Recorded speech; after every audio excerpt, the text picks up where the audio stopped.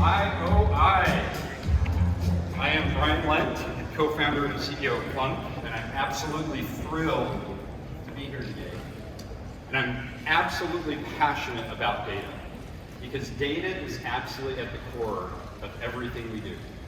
But over my years, I've actually learned that we all have a different view and definition of data. So I actually want to start with a question for all of you. And my question for all of you is, what does data mean to your business?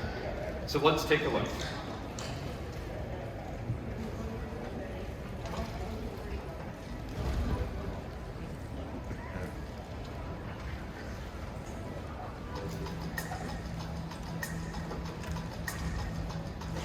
This is my favorite, for those that know me. So you've all probably heard of this expression that data is the oil of the 21st century. I have a different view of it. I view that data is the energy of the 21st century. It's that critical to all of our businesses. And you will see how data and technology are your best competitive weapon. So I'm going to start by taking us back in time to the earliest days of the internet. This is circa early 90s. So for those in the room that may not know, the way we searched and found stuff on the internet, remember the internet back then was like 1,000 sites in the earliest days. We would use search engines like Alta Vista and Inktomi and Lycos and others. And for those in the audience that only know Bing or Google, I apologize, and I'm clearly dating myself. But that is how we accessed the internet back in the days. Unfortunately, it was completely, fundamentally broken. The way the search engines worked is they would index the pages on the internet, and they would weight those pages based on the number of times your search keyword appeared. So I gave you a real example. By the way, these are actual screenshots from the Wayback Machine, going way back in time. So if I was looking for NBA.com, I would actually find genetic engineering and its dangers. Another one that I saw all the time was all good recipes, so I'm going to be a little bit better cook. But the problem is, those had nothing to do with NBA. So why were they there? They're there because the webmasters and the websites figured out they could take the words in the English dictionary, they could jam them into the web pages, make them 0-point font or white on white, so you and I as consumers would never see them. But they would index them, and they'd say, wow, that page had NBA 52 times, so it has to be relevant, of course, right? And the answer is wrong. And literally, the internet was completely broken. In 1994, while I was pursuing my PhD in computer science at Stanford University, I teamed up with another peer of mine, same year student, a guy named Sergey Brin, you've heard of him.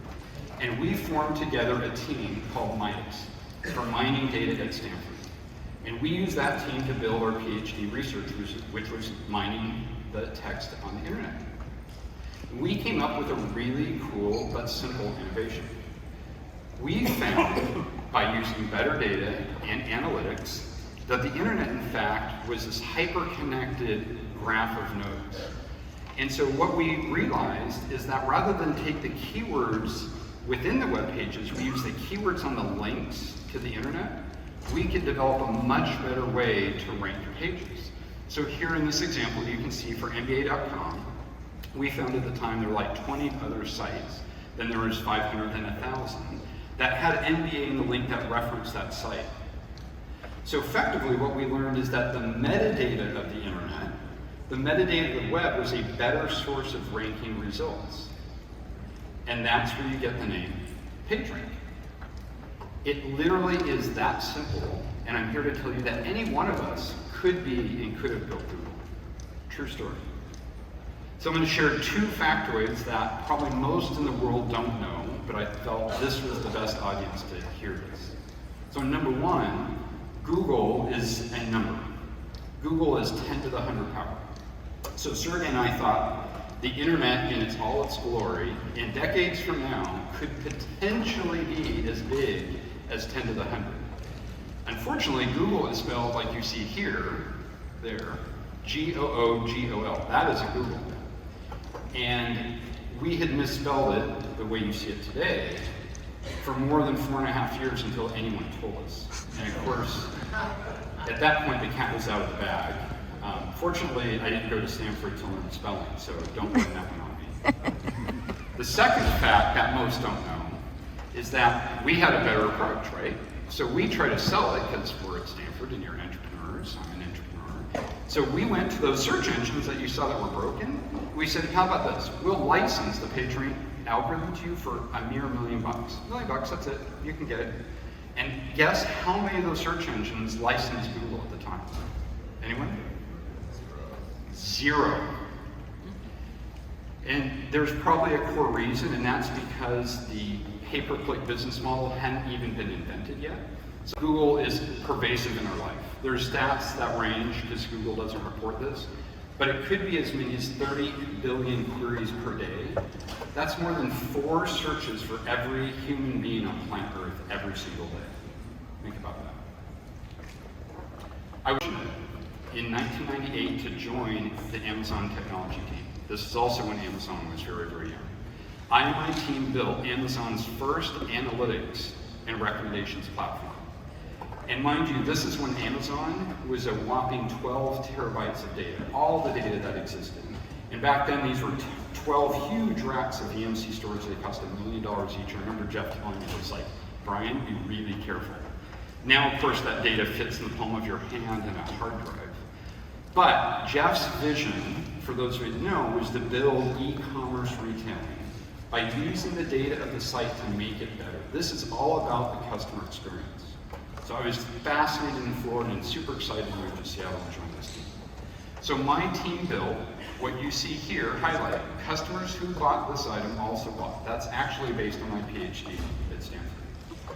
And this is part of what drives the innovation, excitement, and product discovery that makes Amazon great, even back then and even back when it was only selling books. But it is part of Amazon's competitive differentiation, even then. So when I joined Amazon in '98, recommendations were generating about 3.5% of Amazon's top line revenue. And by the way, these are the retail revenues, right? AWS was a decade later. It was a pretty big number, right? $210 million, that's pretty good revenue for back then. When I left a handful of years later, we were generating anywhere from 11 to 14% of top line revenue. Not bad at all.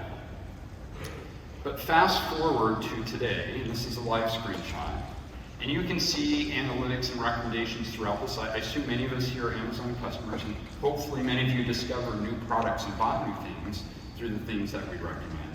This is about Amazon being the data-driven experience, of course, seamless to us as consumers. McKinsey, this is so important, in fact, McKinsey did a study and found that more than 35% of Amazon's top-line revenue, retail revenue, comes from its data and analytics. So I've done a little bit of my Stanford math, and these are estimates. I'm not a professional analyst on these things, of course. But I estimate that that is nearly $1 trillion of total revenue life to date for Amazon by the use of data and analytics. I heard about Amazon's virtuous cycle. It's actually a really phenomenal business model.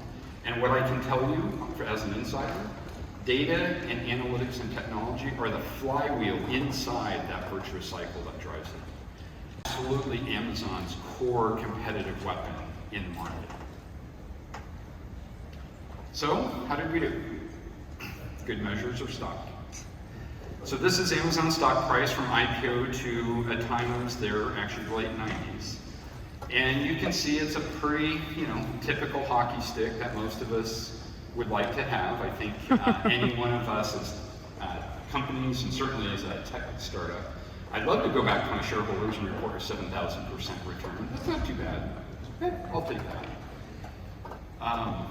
But unfortunately, this isn't the story.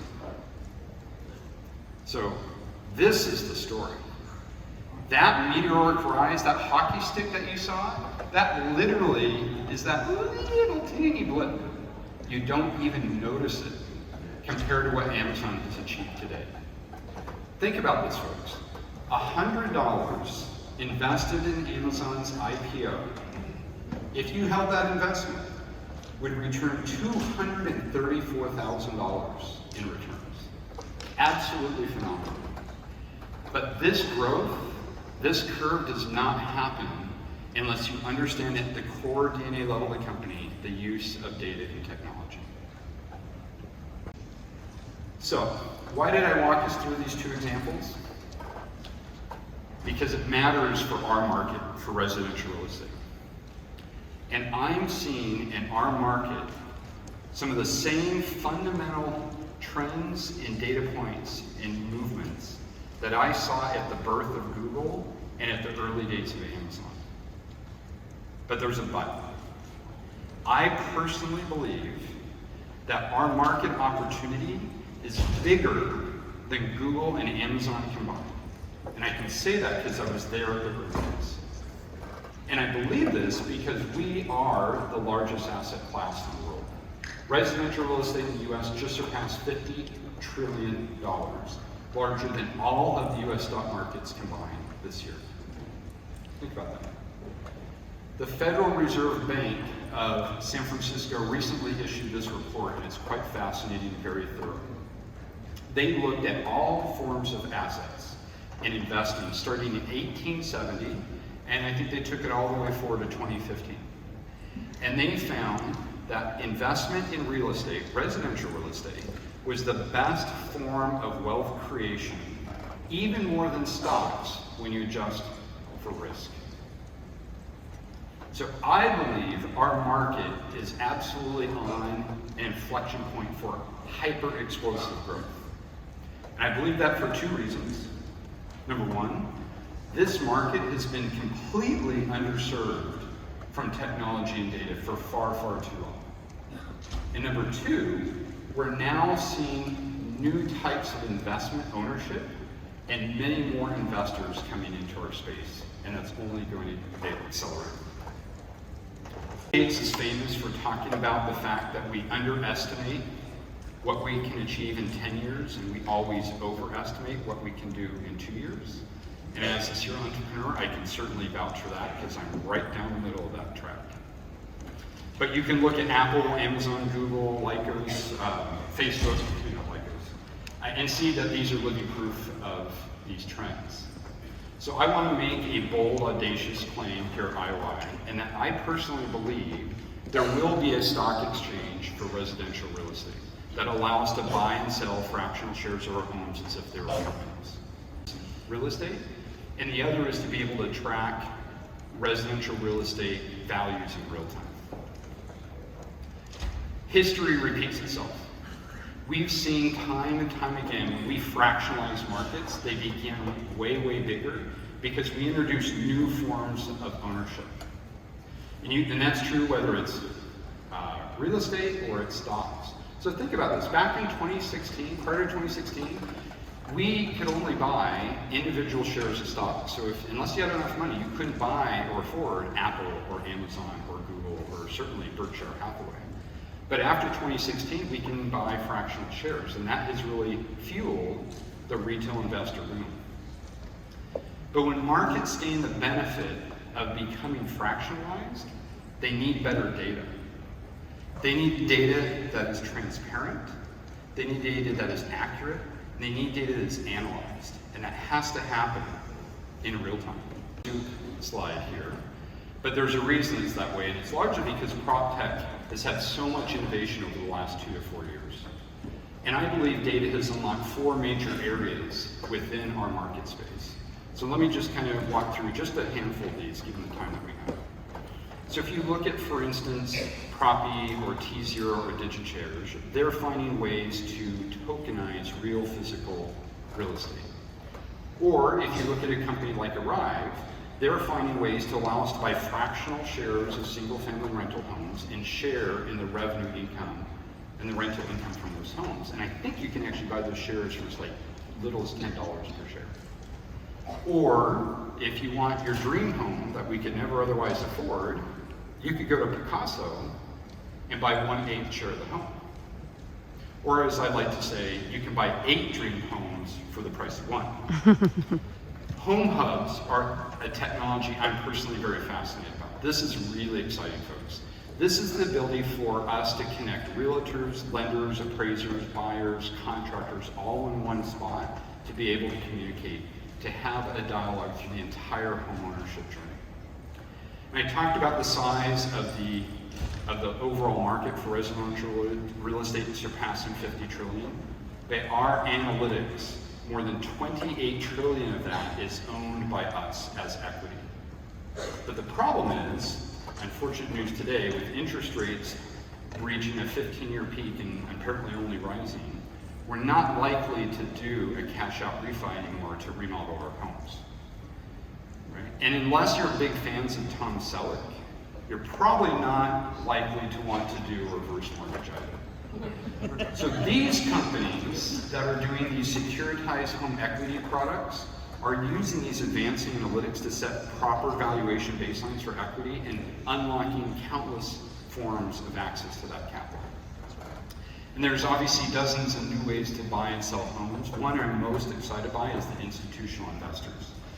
By some accounts, they own 1 to 3% of our single-family rental population. But Wall Street has gotten smart.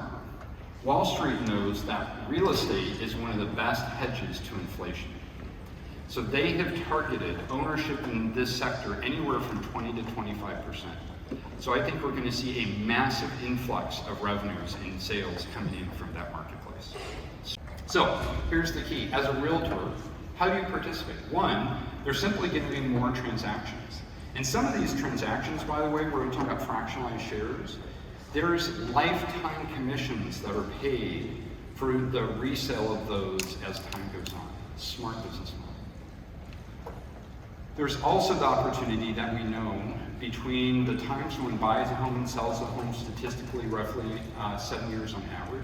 The home hubs and things like that enable realtors to stay engaged and be the local experts and keep contact with their customers by integrating lenders and the homeowners and contractors in one space. And all of these things are going to generate more revenue through better financial insights and more opportunities for consumers to, and help consumers transact some of these new financial instruments. I'm really excited by it, called the Plunk Remodel Value. This uses analytics to determine the optimal remodel potential of every home in the US, specific to that area. And why is this important? With our average housing population aging more than 45 years in some parts of the country, and with our inability to produce enough housing stock, more and more of us are going to be remodeling our homes. So this gives us a concrete, analytic, data-driven approach as a realtor and homeowner to have a dialogue on what's best. Or if you're a buyer, maybe you're a first-time buyer, right? Or maybe you want to fix her up, or maybe you want to flip homes. Now you can actually get analytics that are going to tell you what are the best things and the best ROI to invest in that property. Or you're a seller and you want to just get the maximum value out of your home. So we ran this analysis over Seattle. This is last year. We found more than $289 billion of additional incremental revenue possible, or sales, market value, just in the Seattle area. So we looked at this, of course, nationwide. And we found more than $8.9 trillion worth of market potential for even a fraction of our 104 million homes in the United States to be remodeled. This is going to be a massive opportunity for all of us. Think about waking up in the morning and seeing something like this, a live dashboard, where on the top left you have metrics. These are live as of today in our local area around LA Live. You can configure these type of metrics that matters to you and your sellers and buyers. And they get pushed. They just get pushed to your desktop, they get pushed to your phone all in real time. On the right, you have some other news articles, and on the bottom, you have some market indices. So in this case, Austin, Texas just went up a little bit, but they've all been normalized, if you notice. Then we have these things, these major market indices.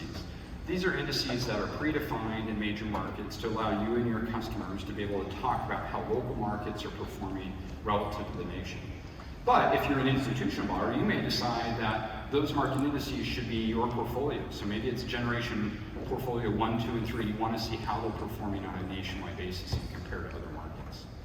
So this is kind of what we think of as a Bloomberg-like live dashboard. And this is designed to help completely decimate and destroy the information asymmetry problem that all of us have relative to the major online portals. Because we know that realtors are the local experts, and we want you to be the trusted authority on this data. So we are absolutely at a massive, major inflection point. As this data shows, we recently peaked for seasonally adjusted annualized sales of $3.8 trillion. What I think I find interesting of this graph is if we look back roughly about 20 years, so this is 1970, when Congress approved Freddie Mae in the secondary loan market. If the data is correct, it says that all of residential real estate was only about $65 billion. So I think somewhere in LA, Elon Musk announced and I guess started building the boring machine. So I am waiting for him to do the Wayback Machine because there's probably a lot of properties that I would love to have bought even 5 or 10 years ago. But I want to conclude with this. So I want to look at one of the other markets that we have built in the United States that has been critical to our company's and country's success, and that's the New York Stock Exchange. And I want to call your attention to a couple data points. So number one is that it took the NYSE more than 200 years to get to 500 million shares traded daily. So 1987 to 1972, the Buttonwood Agreement. This is literally on the Buttonwood tree when the shares are done by hand. But what's important here is the rest of the curve, right? It went from 500 million shares traded per day up by a factor of 10x in 30 years. That's exponential growth. So I did a little bit of my own data science magic and I decided, you know what, we're probably somewhere right in the 1970s, 1972.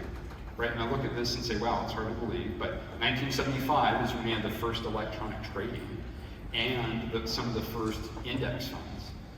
These are the products in our industry that this audience are creating today. So when we think about 10 trillion is where we're going, by the way, 10 trillion is not the top of this chart. 10 trillion is probably 1 or 2 dots above this chart. We have a massive opportunity that's much bigger than 10 trillion. So I'd just like to wrap up with a quote. That's something I think about constantly. And it's from Jeff Bezos. And it's that, it's always day one. Thank you, and hope you have a great rest of the day.